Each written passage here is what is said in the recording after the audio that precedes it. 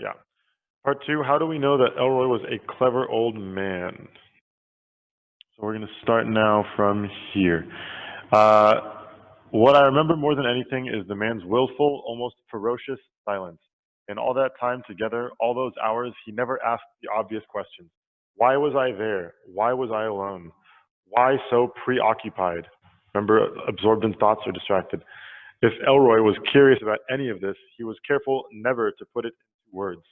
My hunch, though, is that he already knew, at least the basics. After all, it was 1968, and guys were burning draft cards, and Canada was just a boat ride away.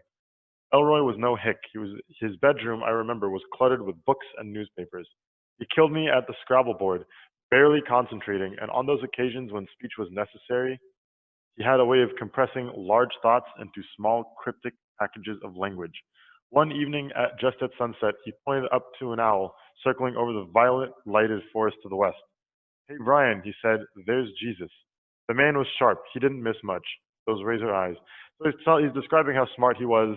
He's a very wise old man. He's saying these things like very cryptic, but they're also very like powerful and deep, and they're making Tim think. What was happening to Tim that makes it obvious that he was stressed out or unhappy? Tim was having difficult time sleep. He was having a difficult time sleeping. He would be getting sick and vomit frequently. He was unable to eat much, so it starts here. One thing was for certain, he knew I was in desperate trouble, and he knew I couldn't talk about it. The wrong word, or even the right word, and I would have disappeared. I was wired and jittery. My skin felt too tight. After supper one evening, I vomited and went back to my cabin and lay down for a few moments, and then vomited again.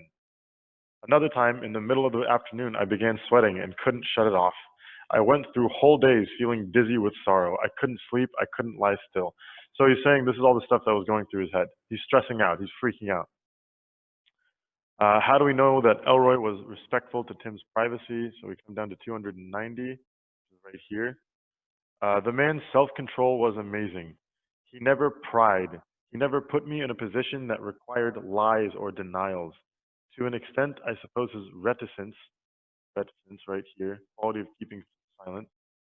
I suppose his reticence was typical of that part of Minnesota, this is the state that he's in, where privacy still held value. And even if I'd been walking around with some horrible deformity, 4 arms and 3 heads, I'm sure the old man would have talked about everything except those extra arms and heads.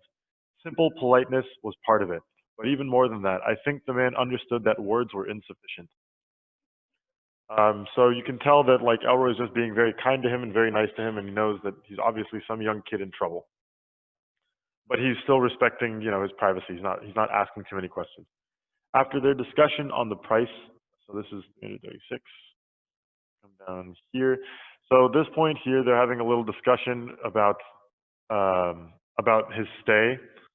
The old man never. Hold on. So for a long time, while the old man squinted down at the table, at the basic rate, it's $50 a night. So he's saying $50 a night to stay at this hotel, not counting meals. And this is your fourth night. So he has $300 in his wallet. They're talking about money here, basically. His whole stay is going to cost $260 or $500 or something. So they're talking about money. And then after this conversation, how do we know that Tim starts? Nope. Yeah.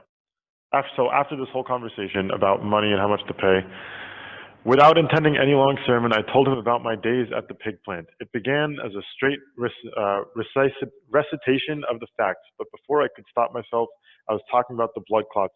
So basically, they're talking about money here for a while, and then all of a sudden, after that, Tim just opens up and starts telling him all of these horrible things about what was going on in his life and how he feels and how he couldn't wash it away. And he just keeps talking and talking and talking to him.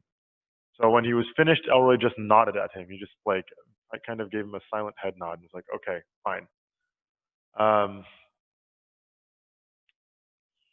So he just lets Tim talk and talk. He's sort of like his therapist.